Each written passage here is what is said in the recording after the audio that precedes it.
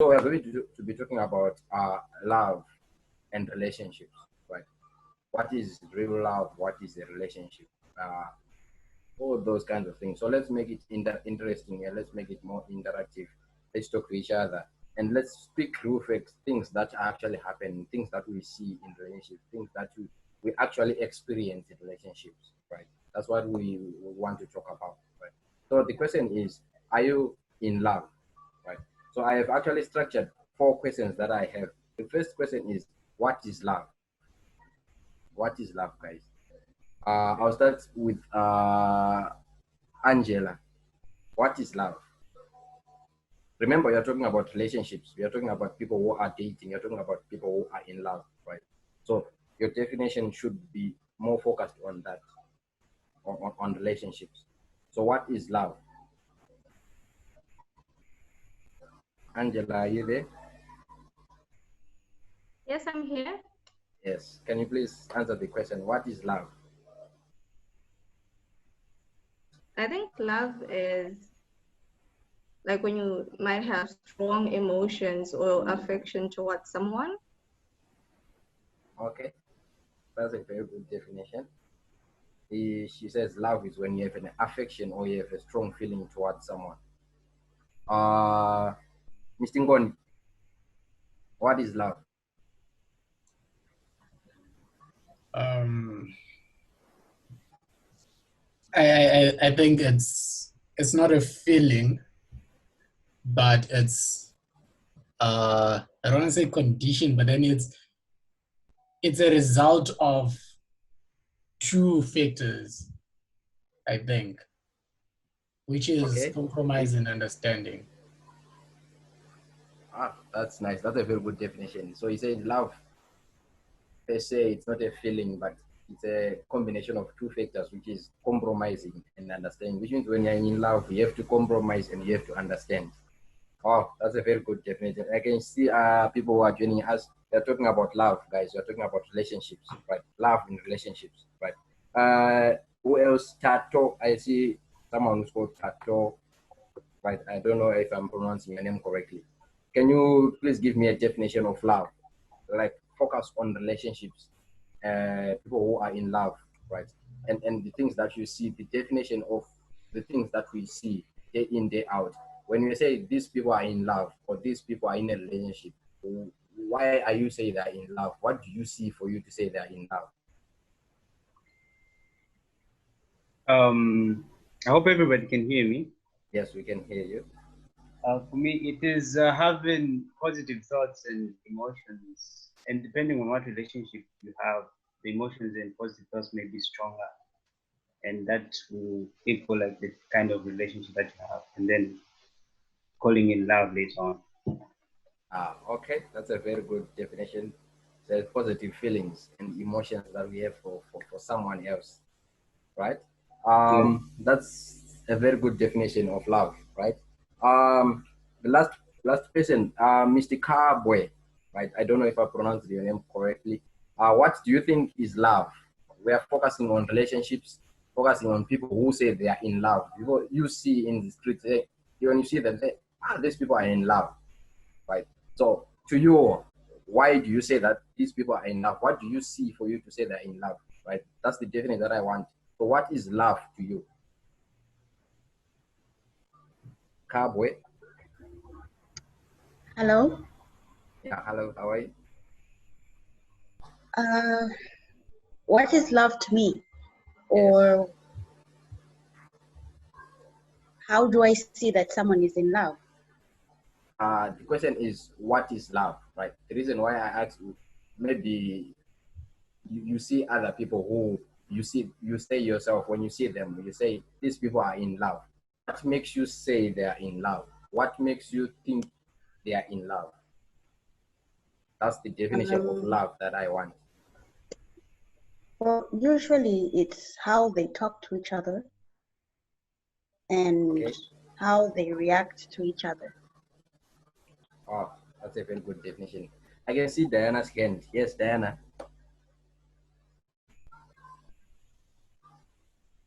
Yeah, I just wanted to say something. You keep interchanging between relationship, Yeah. love, and in love. And I Yes. think those are like different. They all mean different things. So I'm just gonna say how I see it. So when you're in love, it's something.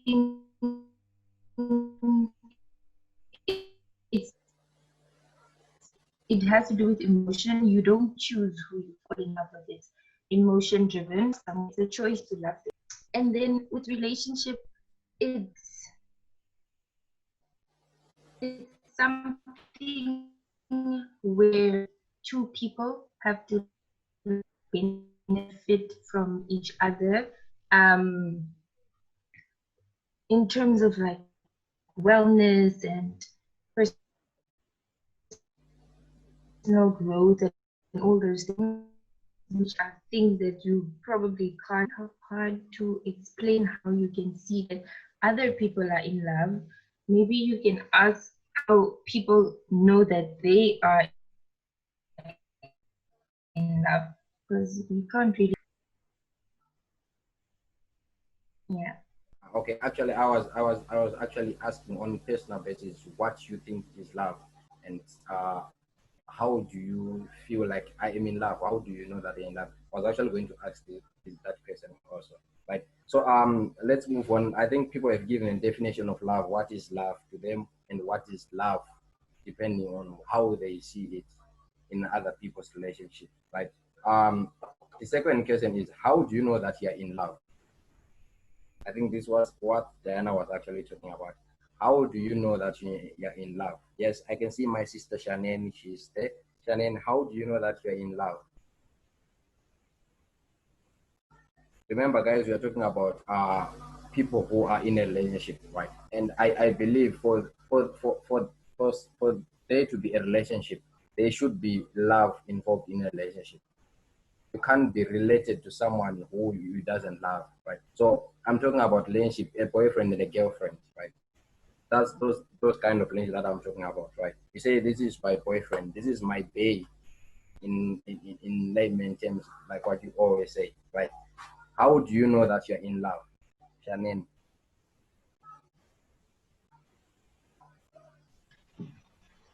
Can you hear me? Yes, we can hear you. Okay. I think you know that you are in love when your thoughts, your motives, your intentions are no longer directed to you only, but also to the other person, the significant other. Also, when you start caring for that person, probably more than you care for everyone else that's around. Yeah, when we always wish for them to have great, of course we wish for everybody else, but then there's that special feeling of wanting someone to succeed in all those good things. Wow, that's a very good definition of someone who knows that they are in love. Wow, that's nice. Who else that I right? Let me look for someone. How do you know that you're in love? Angela. Angela Chikova. I hope I pronounce your name correctly. How do you know that you're in love? I think if I'm to take that, like on what Ngoni mentioned earlier about compromising, I think when I start to look at someone and I'm willing to compromise, I think that's when I know that I'm in love. You know, when you want to see them happy, when you just start to see things aligning, I think that's how I will know that I'm in love. The Wow, that's a very compromise stuff. wow, that's nice.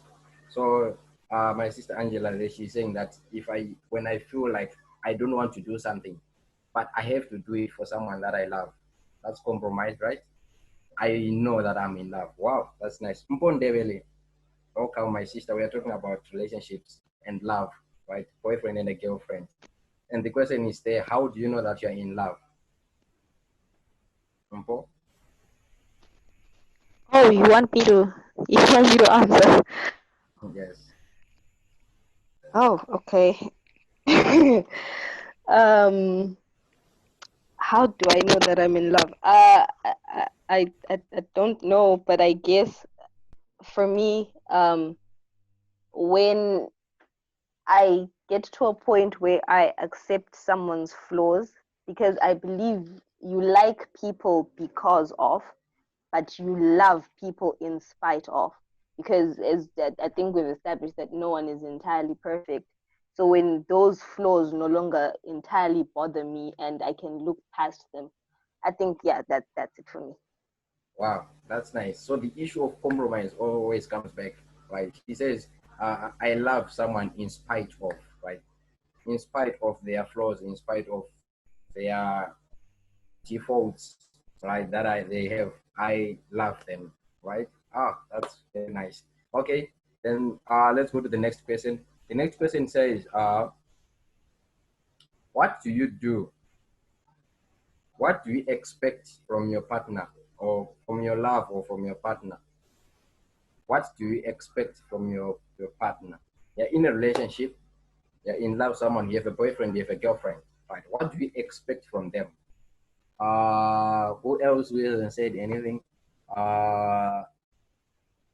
Okay, everyone said something. Okay, let me go to Cowboy. What do you expect from your partner? Cowboy, are you available? Hello, yeah. Yes. What do you expect from your partner or from the person you say your boyfriend or you say your girlfriend? What do you expect from them?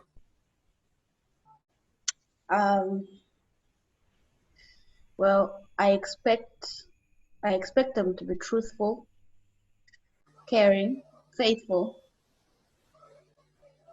Wow. kind. Truthful, caring, faithful, kind. Wow. Mm. That's very good expectations that you have. All right. Someone else, Mr. Ngon, what do you expect from your partner? Mr. Ngon Machak. Understanding, like Paul said, understanding someone that no one is perfect, being able to meet in the middle, understanding each other, somebody who can understand, someone who can think positive despite situations. And yeah, I think some of the stuff the other contributors have already talked about them. Okay, that's nice. So in layman's terms, we actually expect good things from our loved ones. We expect good things from our boyfriends and our girlfriends. We expect good things from our partners, right? Um, then I have the last question for you guys, which says, what would you do to keep your partner? Remember, you're talking about courtship. You're in courtship here, or you're in a relationship, right? What do you do to keep your partner? Mr. Isaac.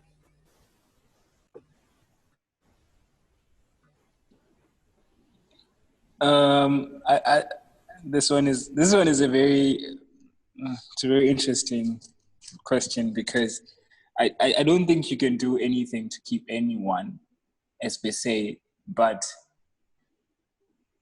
you can continuously do good things that will benefit both of you, in the sense that you're not focused on keeping someone happy, but you're focused on progress. And then progress benefits two people. And if it doesn't benefit one person, probably that means you're not compatible whatsoever. But I think progress keeps someone in a relationship.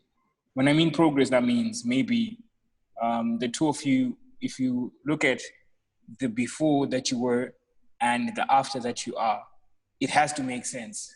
Like you can't be like stagnant or anything. So progress keeps people together. So if people are not progressing in anything, I believe there's no relationship therefore. But I don't think it's specifics. Maybe I haven't discovered them, but I don't think there's specifics to be exact that you can actually do to keep someone. But I do believe progress works best. That's Wow. how I can answer this. Wow, that's nice. Anyone else? Mr. Isaac is saying progress keeps the two of you together or the two of us together, right? Let me go down to Tato. What do you do to keep your partner or to keep your girlfriend or your boyfriend? What do you do? I think I'll side with Mr. Isaac here because this is not an easy thing to do.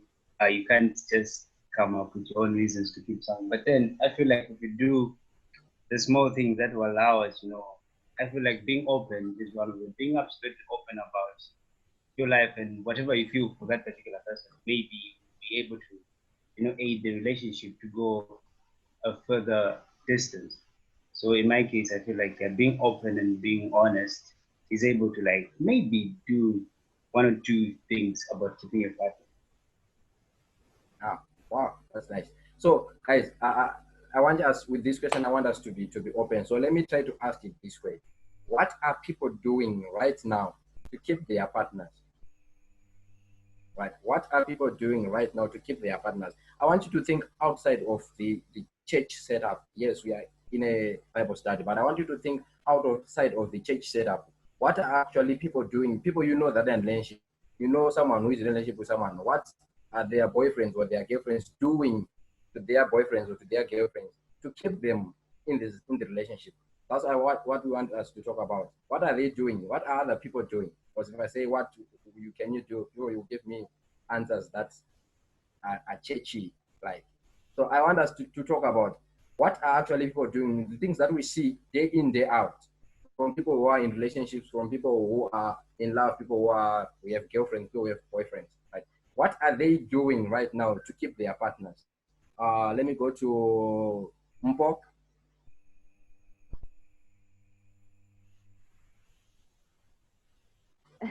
Okay.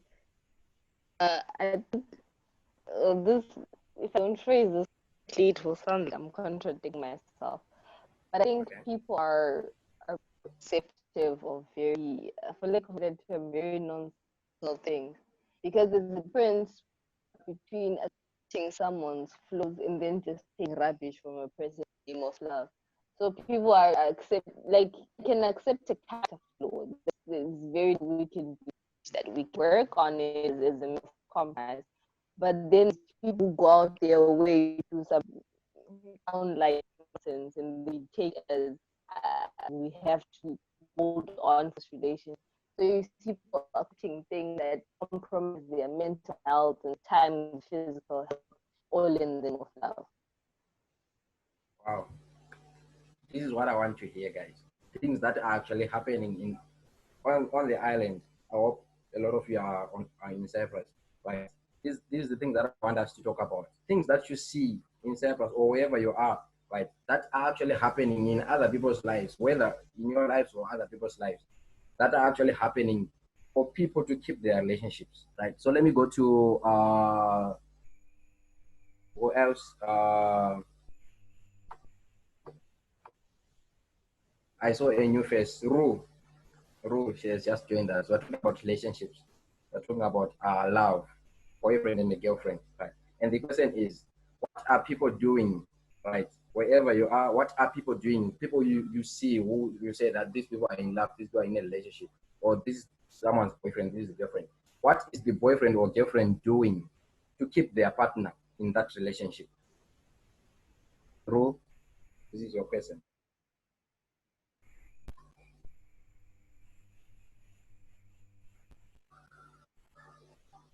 I don't think she can hear me. Okay, let's go to Angela.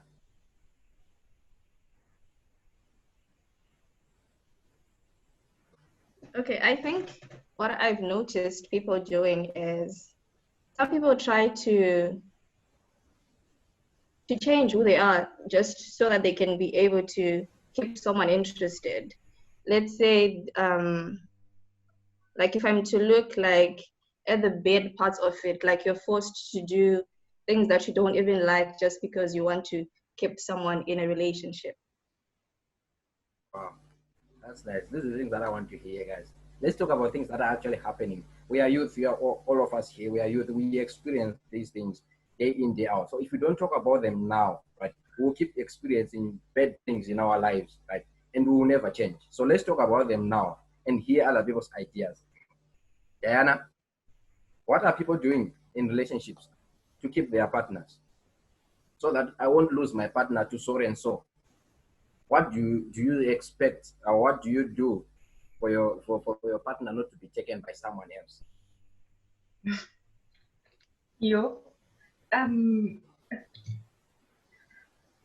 I think from what I've seen, people compromise their standards. They die to self, like they just don't live their own lives anymore. They instead mold themselves into what partner wants. They start changing. Essentially, they change who they are. And obviously, if you change who you are, that takes a toll on your mental health and just how you perceive yourself. It can lead to many other things that, yeah, we don't want to get into.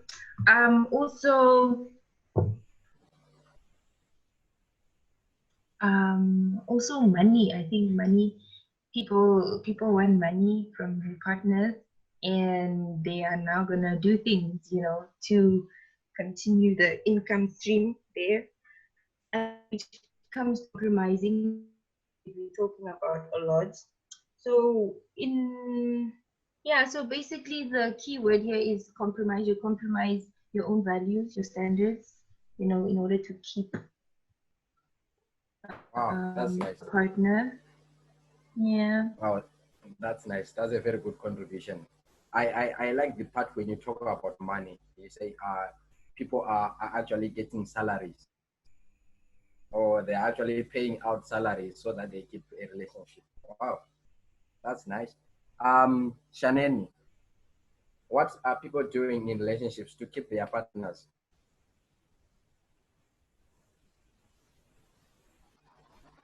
I would say some tends to adapt or take over in a way that they start acting as if they're the husband or the wife. Yeah, taking husband duties or wife duties to somebody who's just a boyfriend or a girlfriend, be with their bodies or like taking care of the person as if they're their parent or yeah, I think yeah. Wow. Actually, she's saying some people are actually married when they are still in a relationship in the name of keeping my partner so that my partner will not leave me. Wow. And I was actually thinking to myself, I don't know if it's Mr. Ngon or Mr. Isaac, who talked about compromising in a relationship, right? And I have a follow up on that, right? How much more do we need to compromise? To what extent do you need to compromise in a relationship?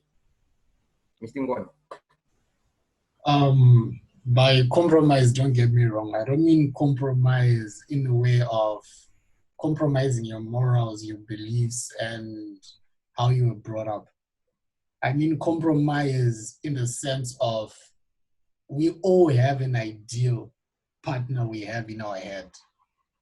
And that ideal partner does not exist, right? So by when I say compromise, it's you compromising on that ideal to realize that what you have is good enough for you and is sometimes even more than what you need. Because the more, if you continue looking for someone who's perfect, you're always going to see errors in every single person you meet. So that's where compromise comes in. If you're in a relationship, never compromise your morals, never compromise your beliefs in order to please someone. That's the issue where we are talking of. You end up doing certain things because you want that person to be happy. If you don't want to do something, don't do it. Say no. If they don't want to be in a relationship with you, good, move on. Find somebody who accepts you as you are and acknowledges your faults and what's good about you and is happy with that. That's what I meant by compromise, not compromising your ethical beliefs and all that. Wow, that's a very good contribution, Mr. Ngon. So when you're talking about compromising, right, you never compromise your morals, you never compromise your standards as a human being, right? Because they are your standards. You can't change who you are so that you can fit in someone else's life. I think that's what Mr. Ngoni is saying. Right? On what you can compromise is on what you think that like you're saying, an ideal partner. We all have our dream partners that we have. Even we all have our dream lives that we have. If you look back 2 years ago, you had the dream life that we have, but now we are facing the reality, right? And you are forced to compromise to live with the means that you have, because your dream life, it cannot be achieved, right? Or it's achievable, but right now you are not yet there, right? So you compromise to live with what you have right now, right? So I think that's the same standard that Instinct is talking about. You don't compromise your values, you don't compromise your morals. What you can compromise on is on an ideal partner that you think of, right? You want everything perfect, but no one is perfect under the sun, right? So you have to compromise on some things that are not core values in a relationship, right? So as we're moving on, right? I have a question, the last one actually, I didn't write it down. The last question that I have, which says, what do you think God think about relationships? What do you think God think about relationships, or things that the relation or the love, the boyfriend, the girlfriend love that we experience nowadays? What do you think God think about them, Miss Isaac?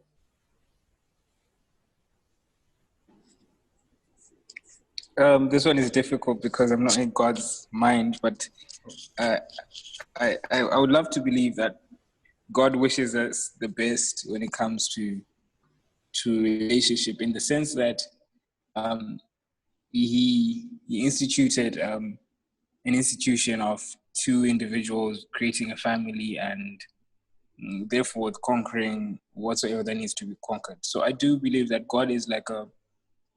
he believes in teamwork, and relationships are what basically like teamwork is all about. So I do believe God believes in union that is progress minded, in the sense that the two people are supposed to drive to a certain goal and achieve certain things.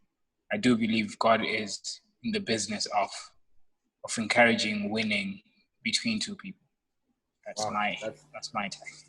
that's nice. That's nice. I actually have a follow-up question on that question that I actually asked, right? And the follow-up question, it goes like, does God approve of relationships that we have, right? Or what are the purposes of you getting into a relationship? Like, let me lay it like that one. What are the purposes of you being in a relationship? Why do you get into a relationship? Diana?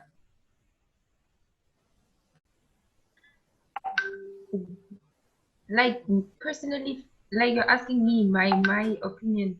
Like, yes, your opinion, or even looking from the perspective of God creating two people, a female and a male, right? And them being connected together, being in a relationship, right? What are the main purposes of us being in relationships?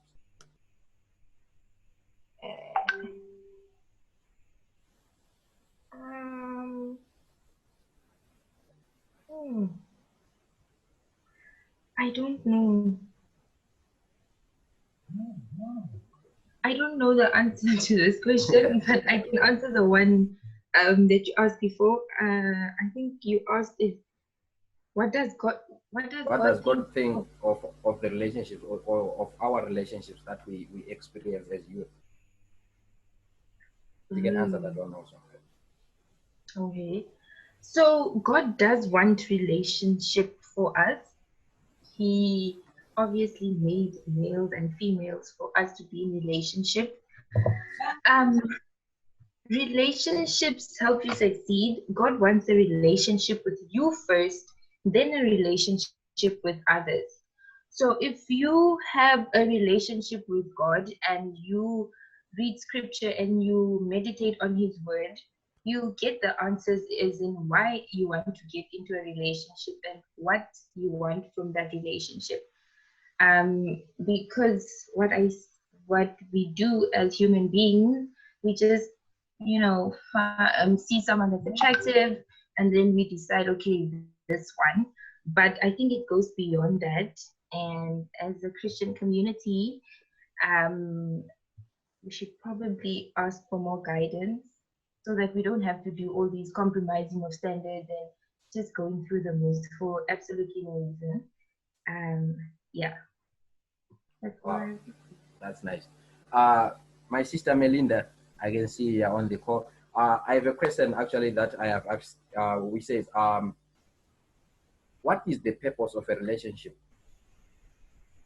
You're talking about a boyfriend and a girlfriend. When you say I have a boyfriend, what is the purpose of you having a boyfriend?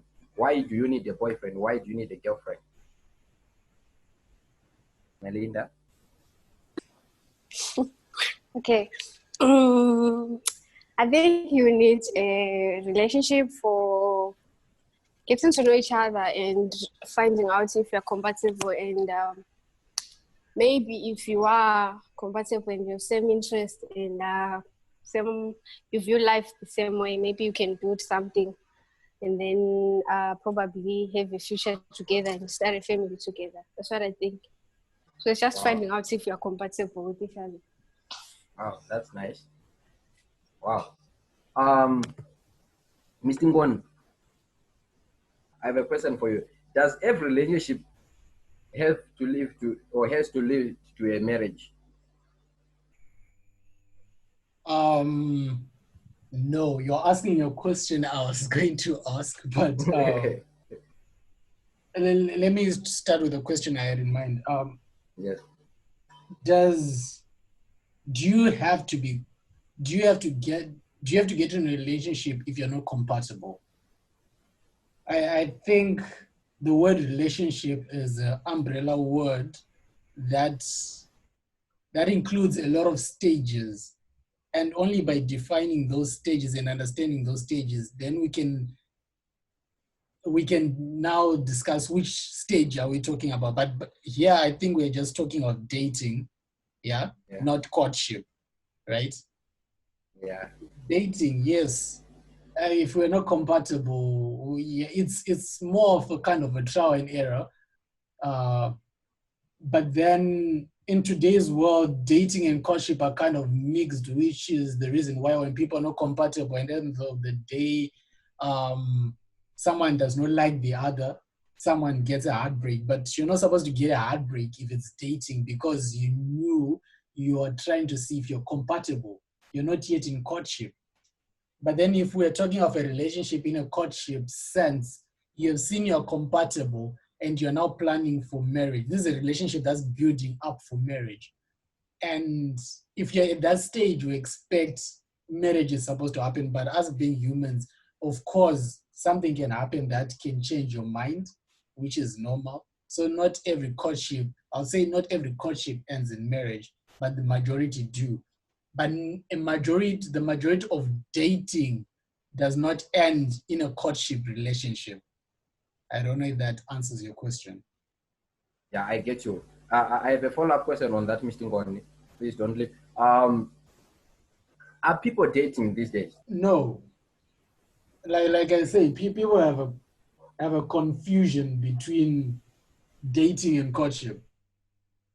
Because if you understand, actually, let me put it this way. I don't think our generation has dating. We jump from friendship into courtship. We no longer have that dating period of getting to know someone without that full-blown commitment, which is supposed to be dating, that trial and error, that getting to know if I'm compatible with this person on an emotional and love basis relationship, which is not friendship. But then I think we don't do dating now. We just jump into courtship, of which I wouldn't say we're in courtship again, because most of these relationships are not for marriage. They're just, for lack of a better statement, time pushers. Wow. So we are wasting each other's time. It's more of a society thing. Society makes you think you need to be in a relationship. That's nice. Because society says that everyone wants to be in one, everyone wants to have a girlfriend, everyone wants to have a boyfriend. But if we then ask you, why are you in a relationship? You have no idea. What are you offering in the relationship? Nothing. What are you getting from this relationship? At the end of the day, nothing. So at the end of the day, I think our generation needs, I don't know what it needs, but then it's confused when it comes to relationships. Wow, that's a very good presentation, Mr. Ngozi. So the question that I asked before, right, which says, are we nowadays dating, or we are jumping from friendship or churchmates into courtship, or from strangers into courtship, right? Because from the definition that I actually know of dating, dating is getting to know each other, right?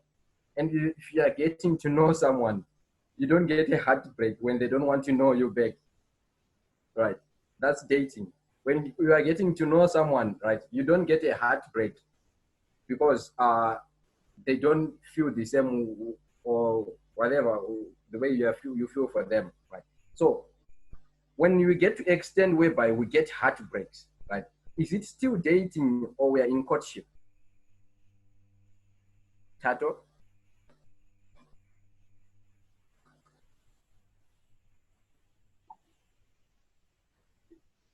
Can you repeat the question again? My question is, nowadays, do people still date or they jump into courtship? I think reflecting on what I'm going to say, we think we are dating when dating in a sense is supposed to be whatever I'm going to say. So I think most of us are confused with the fact that we think as though we are actually dating when it's supposed to be courtship. So this is why we tend to have so many heartbreaks like going up and around. So I look at it into that perspective. Wow, that's nice. So actually, because of our time, I'll try to cut this short. So I'm going to give you a perspective of on how God views relationships, or on how God wants us to be in relationship, on how God has designed relationships for us, right? So all these ideas that we've been talking about, these are our ideas, how we feel about relationships, or how we think relationships should be, right? But God has His own way of how He wants us to be in relationships, on how He wants us to be in courtship, right? On how He wants us to date, to know each other, right? So I'm going to show you something that I actually managed to research about and actually find and get to know about how God has designed relationships for us, and God wants us to know relationships, right? So the question that I asked first, which is what is love? So I'm going to how God defines love, right? So God says, if we read Messages to Young People, page 459, paragraph 2, he says, love is a plant of heavenly origin. It is not unreasonable. It is not blind. It is pure and holy. Guys, I want you to catch this. I have heard a lot of people saying love is blind. Love is not blind. Not at all. If you hear someone says love is blind, that's not love, right? And love is not unreasonable. You don't make unreasonable decisions in love because you love someone. That's not love, right? Love is of heavenly origin, right? If you feel like you're in a relationship with someone, right, and that feeling that you have towards that person, it's not of heavenly origin, right? That's not love. Love is pure and holy. I guess you understand this one, right? When you're in a relationship, you said you're in love with someone. Is your relationship pure and holy? Can God be part of your relationship? Can Jesus come and sit in your relationship and say, this is a holy relationship, right? But the passion of the natural heart is another thing altogether, right? So we have the passion of the natural heart. Like I feel I need that girl. She has to be my girlfriend. That's the passion of a natural heart. It's not love. Love is defined as love is a plan of heavenly origin. It is not unreasonable. It is not blind. It is pure and holy. But the passion of the natural heart is another thing altogether. That's not love. While pure love will take God into all its plans, and it will be in the perfect harmony with the Spirit of God. Passion will be headstrong, rash, unreasonable, defiant, and all restrained will make the object of its choice an idol, right? So when you see that you're in love with someone and that person becomes your God, right? That's not love, right? You are just passionate about that person, or you're using your natural heart to feel something that you feel for that person, but it cannot be classified as love, right? So that's how God defines love. Love is natural, or a plant from a heavenly origin. It is not unreasonable. It is not blind. Love is pure, right? So when you're in love, right, every plan that you have in a relationship, right, should be of God, should be leading back to Christ, right? So if you see yourself in a relationship and you don't even think of actually praying in that relationship, think again, right? It says, love is a precious gift which we receive from Jesus. Pure and holy affection is not a feeling, but a principle. Guys, love is not a feeling, right? It is a principle. A holy affection that is mainly put in a principle of God, right?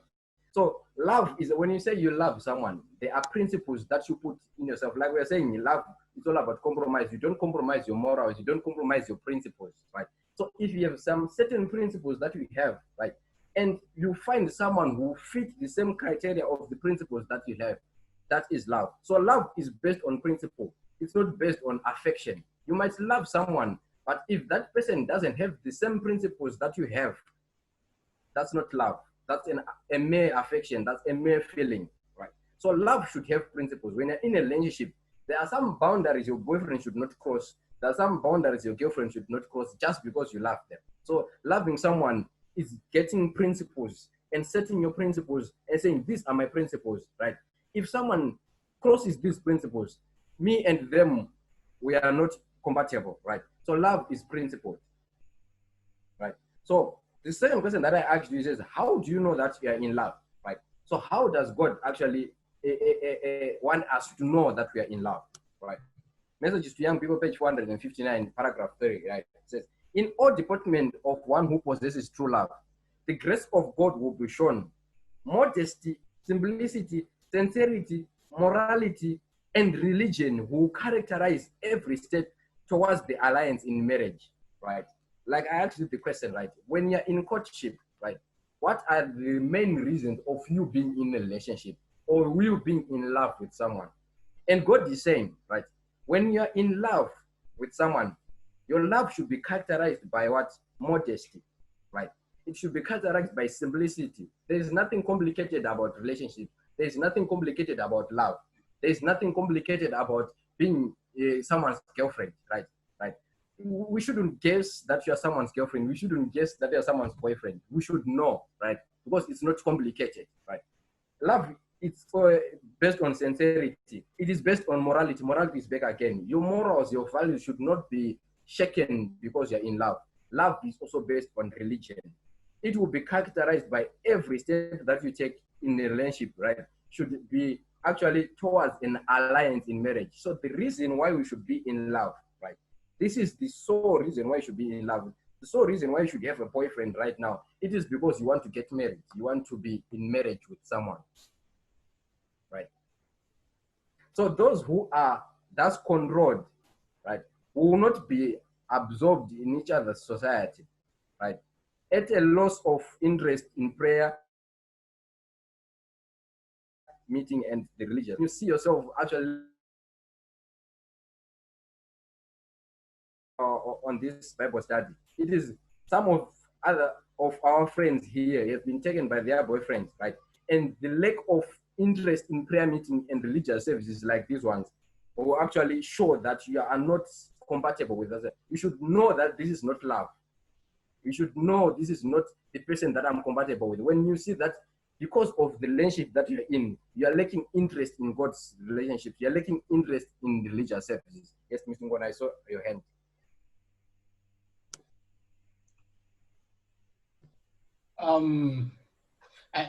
I just wanted to ask, because you're talking Yes. about how God wants us to know how we are when we are in love, in a sense, and also applying it to how we perceive love now Yes. in today's world.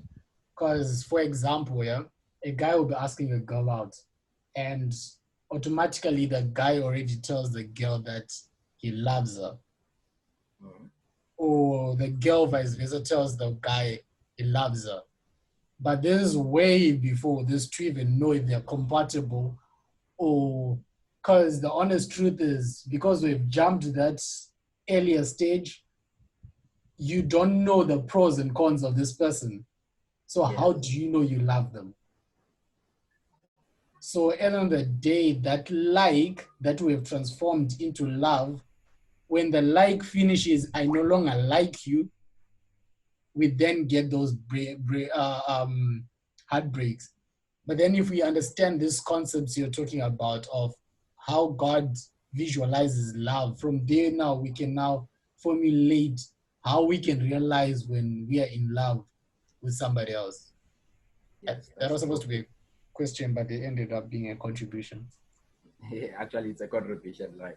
Because what Mr. Ngoni is saying is true, right? He's saying that the fact that we actually jump some certain stages that we should go through for us when to get into courtship or to get into relationship or to get to say you're in love with someone, right? Because we jump those steps, right? We tend to like someone and we think we love them, right? My sister Diana. Yeah, I just wanted to contribute something on what Elder Godi is saying. Like, compatibility is a factor that we need to factor in to our choice when we pick a partner or when we want to be in relationship. Compatibility is defined as able to exist or occur together without problems or conflict. So basically, when you're compatible with someone, you have that element of being able to resolve conflict, because a lot of these relationships that we see nowadays can end very quickly because of an argument or someone did something to this person and there's no like forgiving spirit. So that's why it's important to find someone that's compatible, so that when in an event that you guys have an argument or a disagreement, you can talk about it like adults and solve the issue, or you can agree to disagree, but with no animosity or trying to be vengeful later on or whatever. So yeah, that's what I wanted to say. Yeah. Wow, that's nice. So she was actually talking about when you say you're compatible to someone, right? You should actually be in a position of actually be able to resolve your differences, right? And your relationship should not end because of a mere argument, because of silly things, because of material things, right? So when you see that you are in love, right? All these characteristics that God has designed for us, modesty, simplicity, sincerity, morality, and religion, right, should actually characterize your relationship, right? And when you see these things missing in a relationship, just know that you're not in love, right? You just like someone. You just like someone, right? So he says, never should God's people venture upon forbidden ground, right? Marriage between believers and unbelievers is forbidden, right? I put this statement to say that you cannot say that you're in love, right? What God has designed for us is to say that if you know that you believe in certain things, you know that you believe in certain gospel or certain things, you cannot say that you are in love with a person who doesn't have the same belief with you. That's how God has designed love for us, right? He says, never should God's people, as long as you feel like you're God's children, you're God's child, right? He said, God himself is saying, never should God's people venture upon forbidden ground. It's actually a forbidden ground. Marriage between believers and unbelievers is forbidden, right? So for us to get to marriage, we start with the relationship, right? As we have established that you need a relationship, right? That will lead to an alliance in marriage, right? So if you are getting in a relationship with someone who is an unbeliever, right? What interest are you doing, or what alliance are you building towards marriage, right? So the reason why I put marriage there, he says, is because yes, we are not talking about marriage, we are talking about relationship now, but relationships that we have should actually lead us to marriage, right? So if you are in a relationship with someone who is an unbeliever, right, What does God say about that? And God is saying that's a forbidden ground, right? And God said, "Thou shalt not venture in what? In forbidden ground." Yes, I see. Melinda's hand. Yes. Melinda. Okay, I want to say the importance of knowing each other before you go anyway. I think it's very important because can you imagine, let's say we say a relationship is like building a house, right? You start with the foundation, you go to window level, you do the rooftop, and then up until it's like a beautiful house that everyone sees and be like, wow, what a nice house, you know? So I feel like relationship is like that. Like you build something up until you're like at a level whereby you guys know each other like very well. So if you just get in a relationship with anyone, can you imagine starting to know someone and at window level, then you realize, it's so wrong, and then you leave the house, you go and start and build another one, get to know each other again. It's like a process knowing someone, like the whole of them, and seeing that you can live with each other. So you just get in relationship, you live, get to another. It's like kind of building a house, live it's a window level, you go to another one, live it's a window level, same thing like that.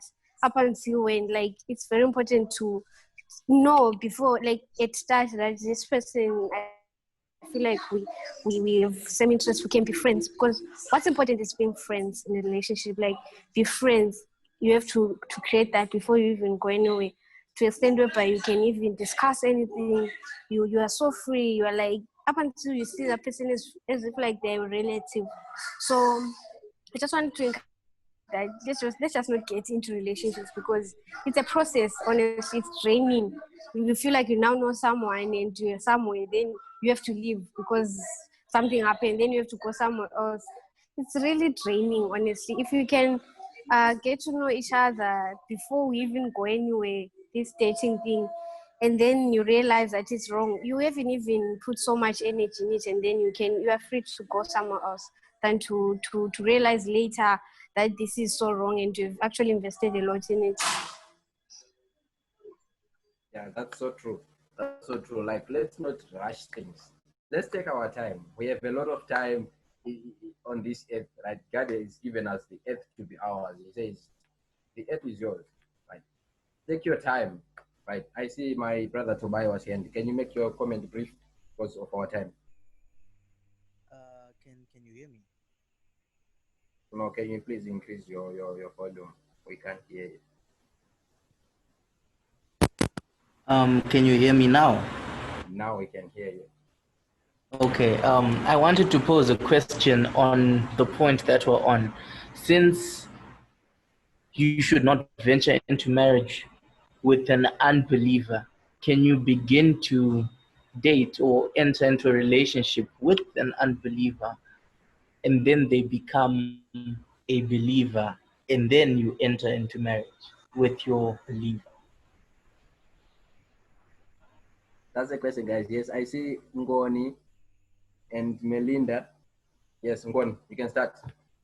To answer Tobias, I think if we're looking at where we came from with this lesson, you can't get into a relationship with an unbeliever because, first of all, you're not even compatible. That's the first thing. You're not compatible. Why are you getting into a relationship? You see? So that's the first thing. Am I compatible to get into a relationship? Because in that dating friendship zone, you get to realize, no, me and this person, we conflict. We are not on the same page on so many things, mainly religion. So why would you pursue a relationship when already the foundation, like Melinda was saying, the foundation is already wrong? Why do you want to build a house? Because at the end of the day, let's say you get into that relationship, you're like, let me build, I will strengthen the house as we go on.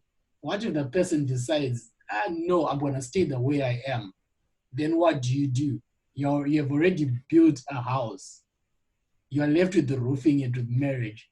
Then what do you do? So I think if you're not compatible in any aspect, save yourself from getting into such a relationship. There are certain things, like I said, there are certain normal things to overlook. where people are not perfect, but then there are certain principles where you are conflicting on major things, be it ethics, morals, or religion. You can't get into a relationship because you're always gonna be, you know, on opposite sides of the spectrum. That's Wow, what that's I it. think. That's a very beautiful contribution, Mr. Ngon. Also adding to what Mr. Ngon is saying, I think if we've read Matthew, there's a passage where there are two people who were building a house. Someone who built on the rock and someone who built on the sand, right? And if you are putting your relationship on the sand, one way or the other, that house is going to be taken by water, by the windstorm, right? Because the thing is, I think if you can read the first statement that is there, right? He says, our love should you actually be built on modesty, simplicity, morality, and religion, right? We are still we are not yet in marriage right here, right? So we are talking about religion first, even if we are not in marriage, right? And it will lead to an alliance in marriage, right? So the thing is, there are a lot of people who do things, right, just to keep people. Like we were saying, I was asking this question before, right? What do you do to keep your relationship? What do you do? There are people who do things to keep whatever people they have, right? So it's not even a wise idea to put a foundation on sand. Because your relationship, actually, when you're still in a relationship, the love that you have in the relationship, it's your foundation of your marriage, right? So if you're putting your foundation on sand, that house is going to be taken by a windstorm. I don't know if we answered your question, Mr. Tobayo. Okay, let's move on. Then last statement said, if you have integrity or so, you will not be swayed from the right. No motive will be sufficient to move you from the straight line of duty. You will be loyal and true to God. The pleadings of affection and love, the yearnings of friendship, will not move you to turn aside from truth and duty. You will not sacrifice duty to inclination, right? So we are talking about people who are in relationship here, right? So we're talking about being with someone who is an unbeliever, right? So the integrity of your soul should not be swayed to the right, right? Just because that person has a good heart, that's because that person has money that you need in a relationship, just because that person has some material things that you need in a relationship, do not be swayed to the right, because as long as that person is an unbeliever, God does not approve of that relationship. Okay. If your infatuation, right? If in your infatuation you can repeatedly turn from the prayer meeting where God meets with his people in order to enjoy the society of one who has no love for God, who sees no attraction in the religious life, how can you expect God to prosper such a union? That's an awesome statement there. Right? Let me read it again. Right? If in your infatuation, right, this is infatuation, right? If you're actually being in a relationship or in love with someone who is an unbeliever or who have different beliefs than your belief that you have, actually God is saying it's an infatuation, it's not love, right?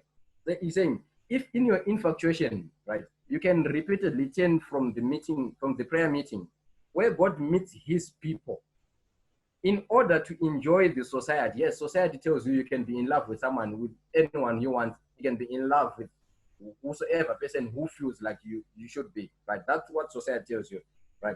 But God is saying, in order to enjoy the society of one who has no love for God and who sees no attractions in the religious life, how can you expect God to prosper such a union, right? So God is take no part or has no part in a relationship that you enter with an unbeliever, right? So this is a sad truth that most of us, we are actually in such kind of relationships where we have people that we call our bays, we have people that we call our boyfriends, our girlfriends, that does not share the same faith that we have. And God is saying he does not prosper such a union. He does not take part in such a relationship. That's said the truth that actually God is saying. So if you know that you are in a relationship like that, just know that you are not in love, right? As God has designed love to be. So there are do's and don'ts that God actually give us in relationship, right? That I have actually structured. So we have do's and don'ts that we have in a relationship, right? So God is saying it is dangerous. It is a dangerous thing to form a worldly alliance, right? Satan well knows that the hour which witnesses the marriages of many young men and women closes the history to their religious experience and usefulness, right? So, but Satan knows, or Satan knows that if we form a worldly alliance, that moment we form a worldly alliance is actually you getting into a relationship with someone who doesn't have the same belief with you, right? And in that moment, when you get that alliance, right, Satan is actually there to destroy the marriages of young men and young women, and it closes their history in their religious experience and usefulness. That's when you see people not coming to church anymore. That's when you see people going on their own way. Why? Because they're in worldly alliance with someone who is an unbeliever.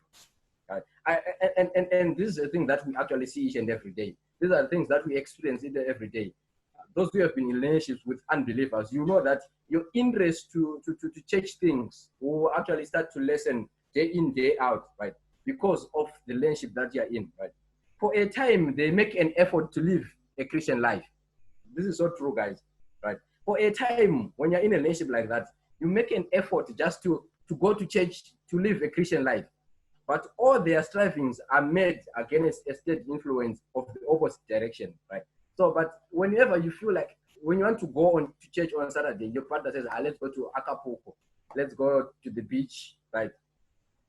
You start to feel like you're being dragged away from a Christian life, right?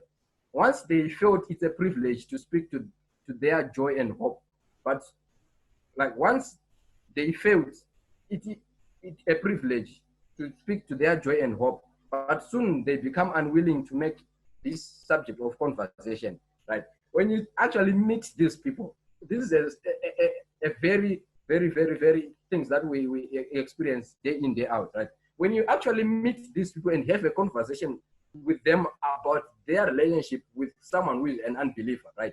They don't want to talk about that subject. They'll tell you that I do my own things.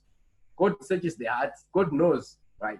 They don't want even to hear about the subject of forming a worldly alliance or being in a relationship with someone who is an unbeliever, right? Knowing that the one with whom they have linked their destinies take no interest in these things. So they don't want to hear about you speaking about relationships with other people who are unbelievers because they know that they're in such relationships.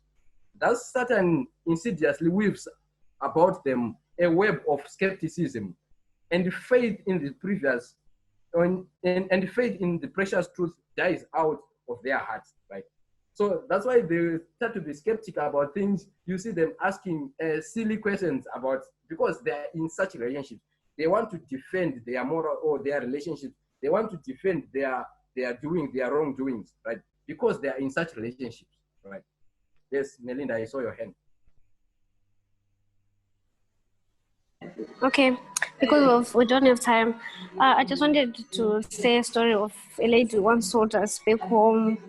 But someone's story was like, she said, no matter how much someone maybe tries to come to church because of you, don't even believe that, don't fall for that, because if someone is not into church and they came because of you, like they can pretend for some time, but then she was talking of how she married an unbeliever and he was sweet and all, he would allow you to go to church, but later when they were married, when things were not well, you wouldn't even let her come to church. When it was time for you to come to church, you would start to say, cook for me, do that for me, up until the Sabbath like would just finish without her going to church.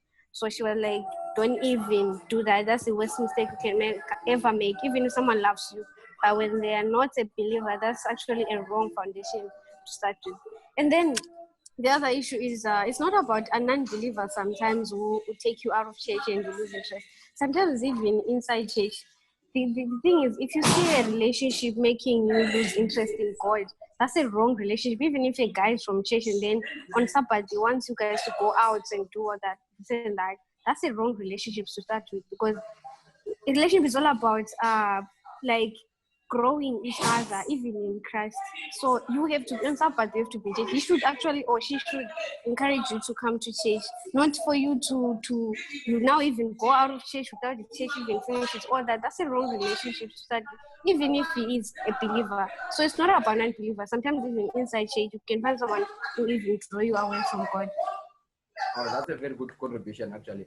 And when you're talking about non-believers, I'm not talking about people who doesn't go to the same church with you. I'm talking about people even who go to the same church with you, but who doesn't have the same moral values that you believe in God with you, right? So you might even go to the same church, right? There are unbelievers who are in church, right? So being a non-believer, right, doesn't necessarily mean that is the person who is actually outside of your same church or outside of your faith. Even the people who are in your same church with you, right, they can be unbelievers, right? So let me just finish, then we actually entertain hands after, because I'm about to finish. So the statement, it says, to connect with the unbeliever is to place yourself in Satan's ground.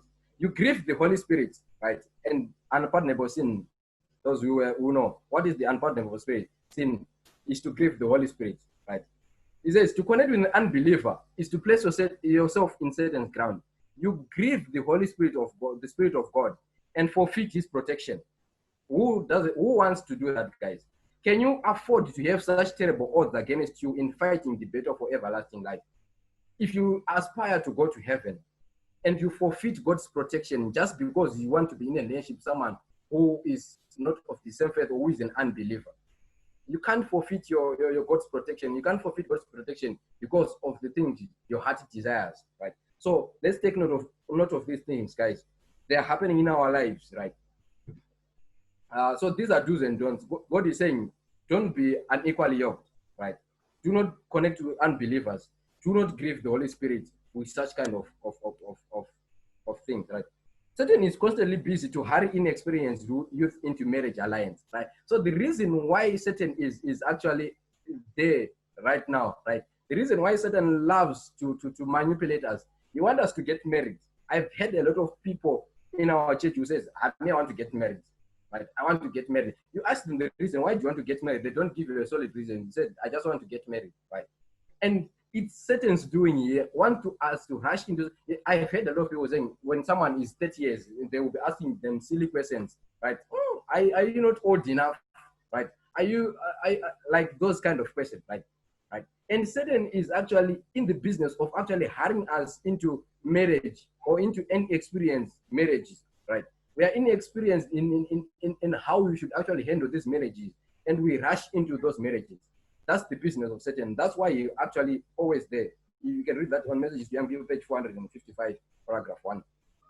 Right. So the question is, so then what should we do if we are ensnared in courtship or love, right, which is based on infatuation and may last for feelings, right? I think we all experience these things, right? We are in relationships that we think this is my relationship, this is my boyfriend, this is my girlfriend. We are in courtship or we are in love with people we just have mere feelings for. We just have lustful feelings for. God is saying, so what should we do if we are already in those relationships, right? So this is what God says. If we are in those relationships, if you are actually in that relationship right now, I want you to listen. If you have not listened all those presentations or those slides that we did before, right? Listen to this one, because God has an instruction for us that we should actually do right now with an immediate effect if we are actually in kind of those relationships that we are in, right? So number one, it says, Satan is busy engaged in influencing those who are wholly unsuited to each other to unite their interests, right? So the reason why Satan is there, he is busy actually making you being into a relationship with someone you are unsuited with, right? He exalts in his work, for by it he can produce more misery and hopelessness or to human family than exercising his skill in any other direction. Testimony to the churches, right? If you read that the book, right, that's a reference, right? He's saying Satan does not desire in making you a thief. He does not desire in making you fornicate. What he wants you to be in a marriage or in an alliance with someone you don't have the same interest with, someone you are unsuited for, because he knows that if you're in that kind of relationship, you are his and you are his forever, right? So he desires to do that work much more than exercising his skills in other directions. Right? So God says, God means what he says. When he prohibited our first parents from eating the fruit of the tree of knowledge, their disobedience opened the floodgates of war to the world, right? To the whole world. If we walk contrary to God, he will walk contrary to us, right? So if we walk against what God is saying, if we say, me, I'll just do my own things, I will tell my partner to be a believer. But God is saying, thou shalt not be unequally yoked, right?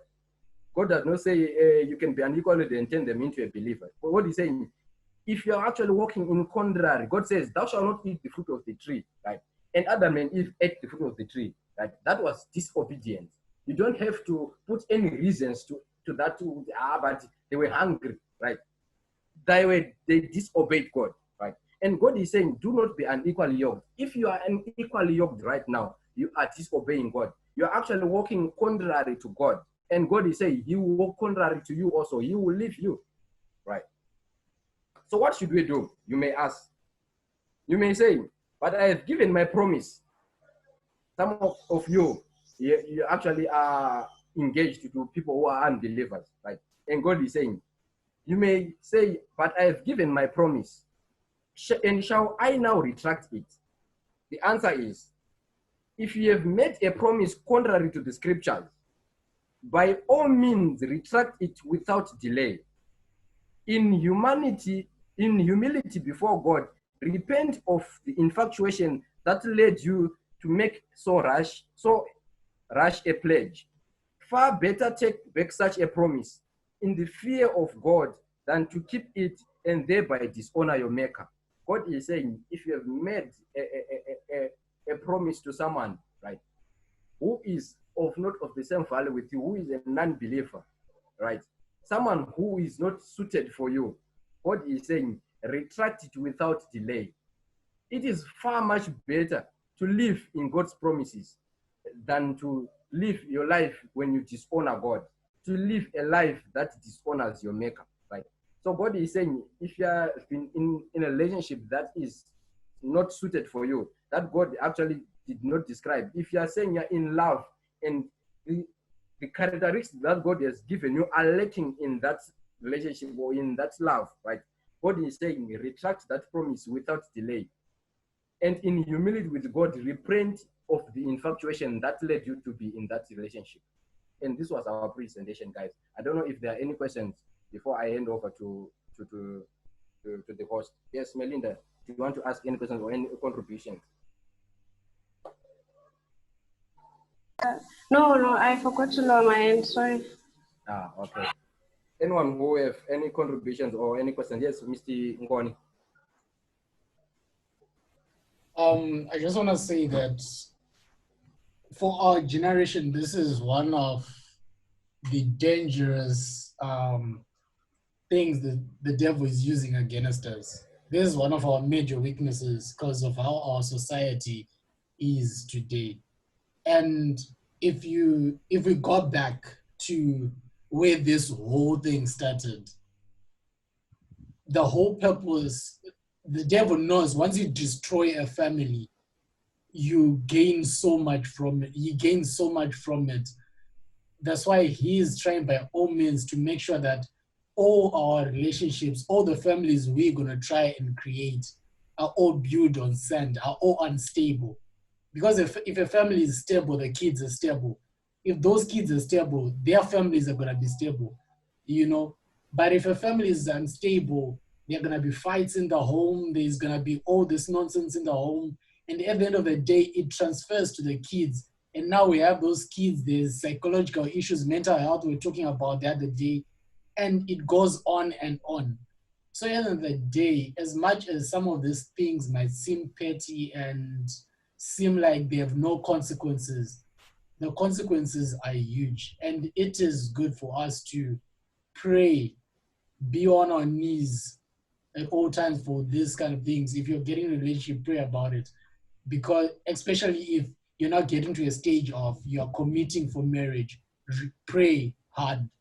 Because that's the time you're most vulnerable. And that's the time you can make a mistake you can never take back. And So it's something you should really pray about and help God and ask God to guide you in order for you to make the right decisions and not be led by your feelings, but let God lead your feelings. There's a story I'm sure every youth camp has had the story of how we choose our partners. And sometimes when we go on our knees, we already have someone picked out already. Yet we ask God, God, show me the right person for me. But then the other hand is like pointing that, God, I mean that one. You know, something my mom always tells me is, if you want to get into a serious relationship and you're asking God to help you find the person you're suitable for, always give room for God to do his work. You know, don't give God the directive. Let him do his work. And that way, I know it's hard and it seems like it's impossible, but I believe if we can try our best, God will help us make the right decisions. Thank you, Mr. Gon. Thank you very much. And before I actually leave, before I hand back to Mr. Isaac, right? When you read the Bible in the book of Genesis, we hear about Noah. The Bible says, in the days of Noah, they were giving and taking in marriages, right? It is not wrong. It is not an issue to get married, right? God has designed marriages for us. But the reason why it was wrong in those days, it is because the children of God were taking or were getting married to unbelievers, right? And the reason why it got so the issue escalated until God wanted to destroy the earth, it is because of those things. Imagine God destroyed the earth because of people who were actually getting in alliances with people who are unbelievers, right? And you say God will compromise in my relationship. God will compromise. He will understand my relationship, right? Let's think of that, guys. Let's think of that. And actually, God actually, if we read in the book of Matthew, it says, as it was in the days of Noah, so shall it be in the what? In the last days, right? In these last days that we are living in, guys, right? We are actually getting married. We are giving in marriage, right, to people who are unbelievers. We are getting unequally yoked. We are getting entangled with people, right? We are engaged to people who are not suited with us, all right, or who are not designed for us by God, right? And God is saying, as it was in the days of Noah, so shall it be in the last days. Should we put our lives on stake just because of someone else you think God will compromise on, right? God will never compromise on his standards. You should compromise, right, and fit on God's standards. Yes, I see my brother, Ngeko. I don't know if I pronounce your name correctly. Cool. Tochuku, thank you very much. I don't know, I joined in the study late, but let me quickly just bring this in. One thing I've realized or experienced myself and also from observing other relationships is the issue of communication that cannot be overbeaten or overstated. And when I see the problem communication causes, it tells me how very important communication is. And really, when you look at communication, the different angles of communication to the person, understanding what you're trying to communicate is important as well. Understanding the person you're communicating to, and we call it communication awareness. There are 3 zones. The first zone is you understanding yourself, where you're coming from, where you're communicating from, and then understanding the person you're communicating to and seeing if the person is in the right state of mind. Like when I say understanding that the person you're communicating to, you're seeing if the person is even ready to listen to you, if the person is at the level of what you're trying to talk about, basically. And then also the environment you're in is the 3rd zone as well. So, but I'm bringing those zones, applying it to relationships. Sometimes we're not able to actually utilize these zones, understand them very well. And also our communication with God is also another issue, which is the zone you will not see in the textbook. But I'm bringing the zone as a Christian. I know that also communicating with God and understanding what's God's will for us in the relationship is also very important. Particularly also when it comes to relationship, because of the fact that relationship comes with commitment, many of us are not, we give up easily, basically. We're not ready to, once something is up, we just flare up and we just get away and all that. And we just want to walk away and like, okay, I'm not caught up for this thing and all that. So with relationship, my point is you have to be patient as well. Communication and patience. Yeah. Thank you, my brother. Thank you very much. Actually, what he is saying is true. Communication, be the man or the woman of your relationship, right? You will never know what your partner wants when you don't talk to them. You will never know how they are when you don't talk to them. Right? I was actually reading a statement written by, actually was said by Tony Robbins, or not Tony Robbins. He's saying, you will never know the dangers of life when you don't experience it. So that's the same thing that can actually apply in our relationship. You will never know the person that you are in with, or the person that you are actually dating, or the person that you want to get into a relationship with, when you don't talk to them, right? Because in them saying or in them talking to you, you get to know them much better, because some of the things they will say, right, you know what they like, what they don't like, what they do and what they don't do, because you spend your time talking to them. Yes, Mr. Ngon, I saw your hand again. I just wanted to say, discussion, we've been looking so much at, the other side of the relationship, the other partner. Yeah. But I just wanted to say, us ourselves, there's a saying that be the partner you want, Yeah. If you're looking for a godly woman, be a godly man, If you're looking for a woman that understands, be a man that understands. There's one of my favorite chapters in the books. I think it's Letters to Young Lovers by E.G. White. She's talking to these two that want to get into a relationship, and she seems kind of rude. But then when you look at both letters, the letter to the girl and the letter to the guy, you get to understand why these two were not supposed to be in a relationship, because as much as the guy wants this godly, perfect, virtuous woman, he himself, I remember Ellen G. White terms him a wolf, like he is so short-tempered, he's all this, but the lady is a calm person, she's all that. So at the end of the day, my point is, if we want God to give us what we want, we also have to be that. God is not unfaithful that he will give us the best when we don't deserve it. God is not unfaithful that he will give us someone that's good when we are bad. So let us be the best people. I remember I think it was Pastor Moyo when I was in high school during GNC, which was guidance and counseling. He said something, the point of getting a relationship is not to find love, but is to share the love you already have. So if you don't love yourself and you don't have excess love, then why do you want to get into a relationship? So love yourself so that you can share the love you have with somebody else.